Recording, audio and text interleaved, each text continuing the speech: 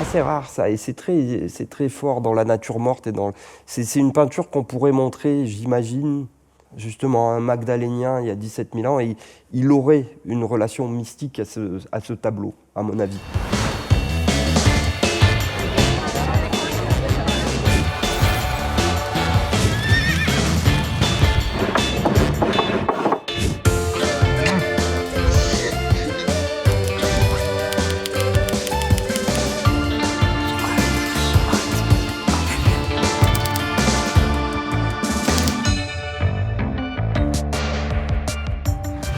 Plusieurs œuvres d'art m'ont marqué dans ma vie, mais l'une d'entre elles a eu une importance particulière, je crois qu'elle a beaucoup influencé ma peinture, et sans que j'en prenne conscience tout de suite.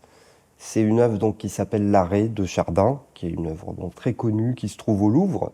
Ce qui a été marquant pour moi dans ce tableau, c'est presque plus de l'ordre d'un certain rapport à la matière. C'est-à-dire que dans ce tableau, la matière peinture figure un poisson, donc il y a une raie qui est éventrée et qui est suspendue au centre du tableau.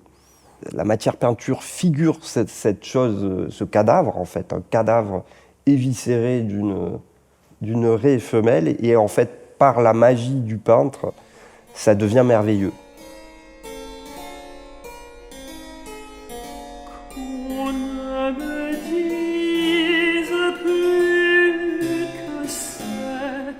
C'est une forme de magie qui opère dans ce tableau. Alors par la lumière, par sa composition, c'est-à-dire c'est un tableau, d'un côté il y a cette espèce de chat, il y a surtout des espèces de petits poireaux poilus comme ça qui sont le végétal, comme ça broussailleux, bien que aussi morts et cueillis. Et de l'autre côté il y a les objets inanimés, mais qui sont aussi pleins de vie par la magie du peintre et par la magie des petits reflets, des petites touches de peinture. C'est un tableau qui est organisé comme ça en triangle. Il y a cette raie, donc il y a une pyramide. Une pyramide, c'est ça, c'est la tentative de s'élever après la mort, quoi, chez les Égyptiens, quoi. C'est un tombeau, quoi, qui permet au corps après la mort de survivre. La raie, pour moi, elle est un peu ça. Elle est à la fois un cadavre, mais elle est aussi une chrysalide. Elle est le territoire du changement et le territoire de l'amener vers un autre corps, un corps qui serait un corps de lumière, un corps céleste, et c'est l'idée de qu'est-ce qui se passe après la mort. La première fois que j'ai vu cette peinture, elle m'a troublé par la technique du peintre, qui est quand même exceptionnelle. Et puis, moi, ce qui m'a plu, c'est la lumière, quoi, dans ce tableau, la manière dont la lumière circule. Il y a quelque chose qui se joue au niveau des couleurs, au niveau des reflets. Ce cadavre, cette chair suspendue, devient un rayonnement de lumière. Donc, ce poisson, c'est aussi un oiseau, c'est la raie, c'est un poisson qui vole dans la mer, quoi. Donc il décale l'atmosphère, ce poisson. C'est un chef-d'œuvre, je comprends qu'il soit complètement fascinant parce qu'il est très étonnant. Il a aussi quelque chose qui est lié, à mon avis, à la figure. C'est-à-dire que dans ce cadavre de poisson, on voit un visage. On ne peut pas s'empêcher de le voir. On voit un visage qui s'adresse à nous, et en même temps, on est dans la chair, quoi. On est dans la chair. Et donc, il y a quelque chose comme ça qui est universel. Alors, il y a des œuvres qui sont très directement inspirées de L'Arrêt de Chardin dans mes peintures récentes.